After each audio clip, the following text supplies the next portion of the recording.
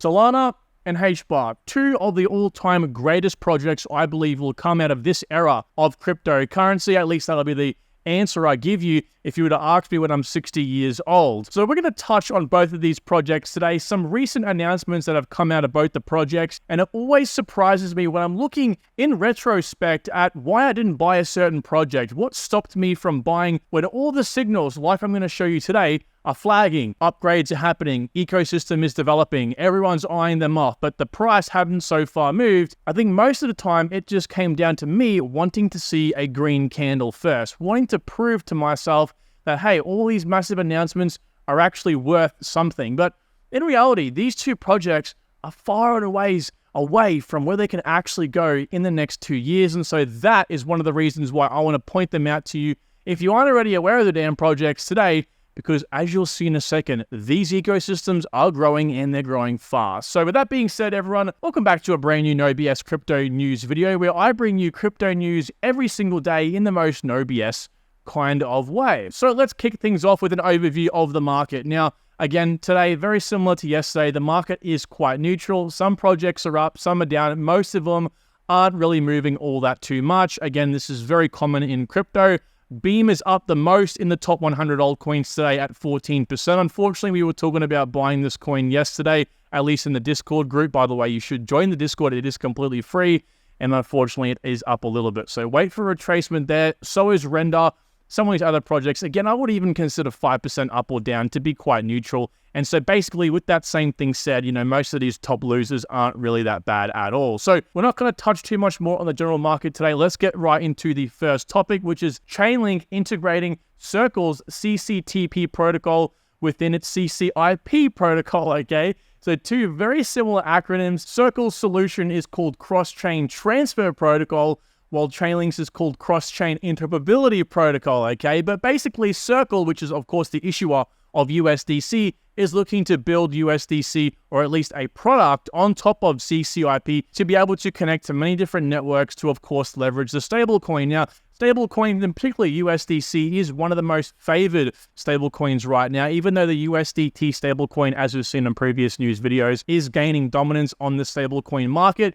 But USDC is actually being leveraged by most layer 2 cryptocurrencies and favored over USDT. So I believe USDC and Circle in general is a very powerful project in the space. And as we've known in the past, they are deeply connected with even Wall Street-based companies as well. So this is good to see. And that's, I think, a very big step because stablecoins are an indication of future growth. As we all know, they bring on more products and the ecosystem, basically. So Chainlink CCIP is a generalized cross-chain messaging framework allowing developers to transfer data and assets across chains based on smart contracts, whereas Circle's CCTP is a standardized bridge protocol that lets users make native, keyword native, USDC transfers by burning and minting. So you don't want to have all these derivatives. It kind of confuses things, breaks up and fragments liquidity, and for crypto to reach mass adoption, we have to have no basically fragmentation. We have to have universal, I guess you could say derivatives, or in this case, a standard unit that is usable on all chains, which is of course what this is enabling. So big stuff on this end, especially for Chainlink in general. Now over here, let's talk about, before we get into the main topic, of course, some regulation news. The IRS steps back after previously saying they wanted to make businesses basically declare any crypto purchases over $10,000. They're now stepping back and they're saying we can't do this until there is a crypto regulatory framework already in place, which is good news for the small or any size businesses wanting to purchase cryptocurrency. Comes at a good time, of course. The bull market is basically here, if not going to ramp up even more in the coming months, right before the halving. So this is very good news indeed. Now, one more thing I want to say here regarding regulation is the EU Banking Authority extends anti-money laundering guidance to crypto. Essentially, they're just looking to apply traditional anti-money laundering systems into crypto to prevent people from, well, laundering money, right? Preventing any sort of illegal activity to happen. The guidelines also outline how crypto firms should adjust their financial crime fighting measures,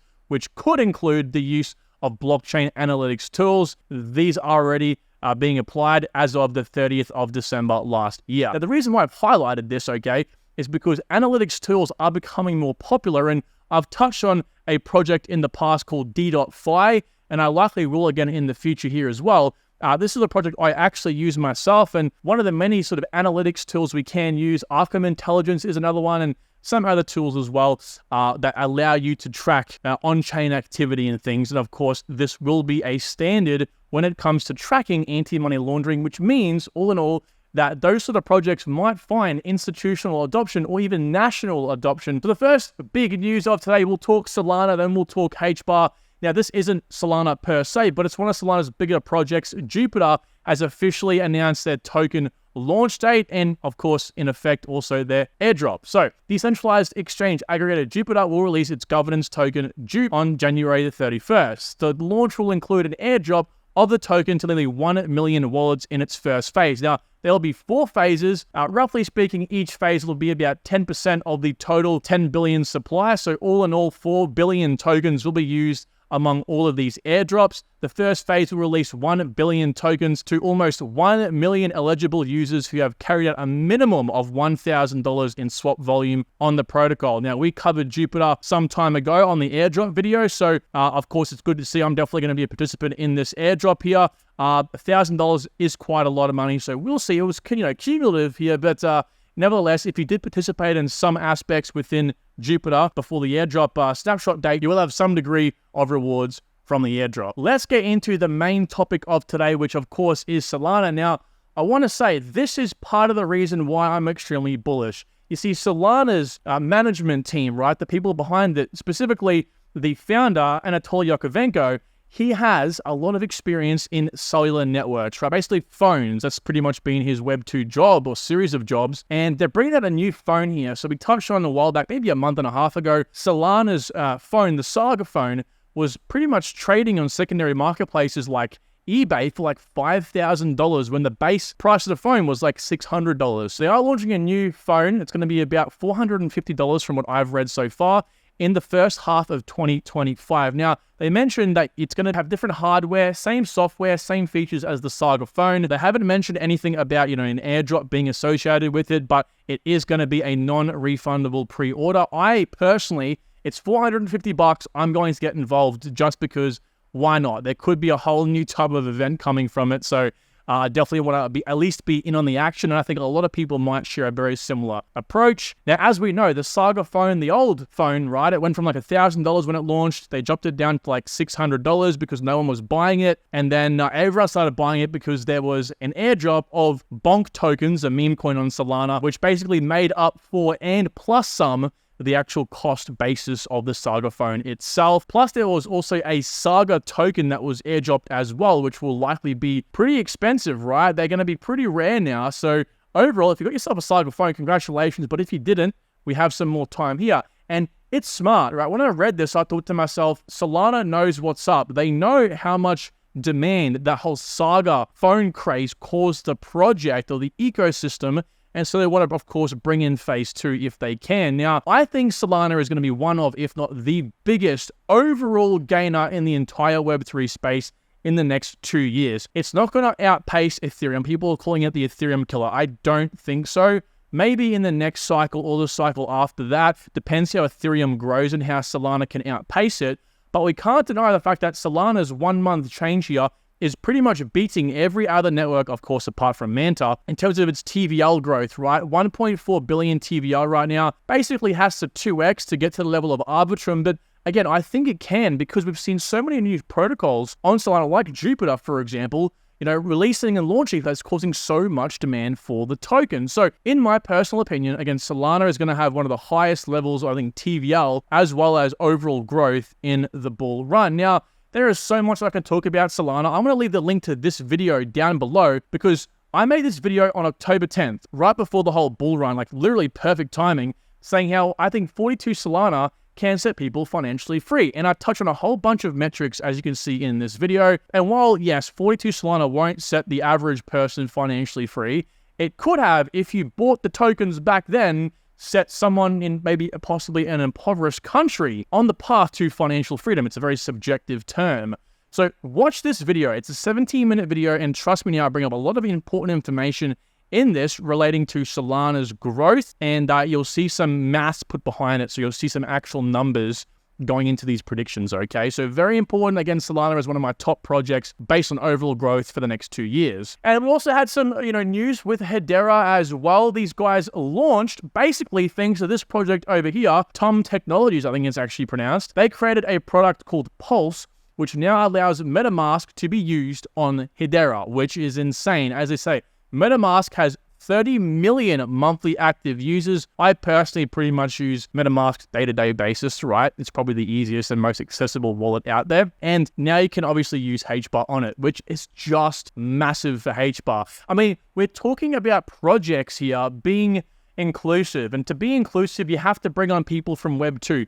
You have to bring on the broader crypto market. It's one thing trying to tackle Web 2, like HBAR is, trying to tackle the masses. Now, like Solana, and why Solana is going to have a lot of growth is because it's targeting Web 3.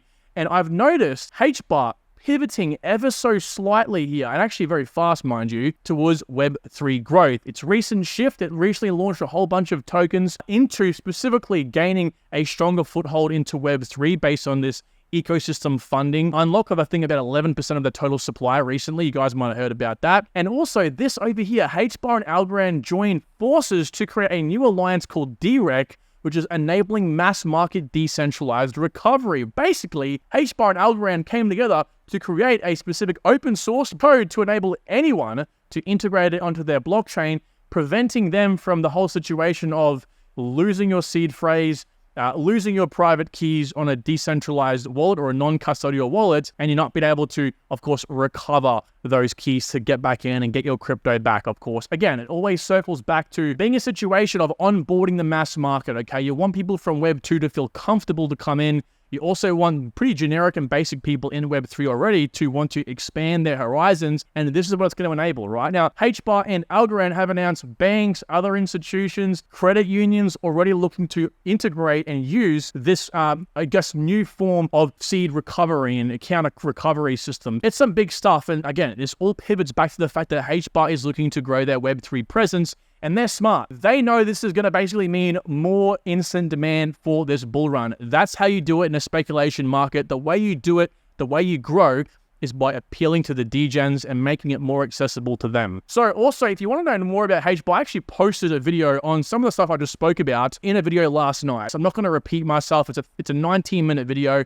This, just like the Solana video, goes into also fundamental stuff, like I just said with that, and also some data, black and white. You can't deny objective information. Again, Solana and HBAR, I think, are a power duo. You have Solana, a higher market cap, safer play, likely to get a 4 to 5x realistic out of the current price. And of course, HBAR, smaller market cap, and from today's price, I'm expecting between a 10 to 20x out of the bull run. So with that said, everyone, thank you so much for watching this daily news video. If you want to see more, make sure you are subscribed. It's very important to keep up to date with the news every single day. And until tomorrow, talk to you all soon. Take care.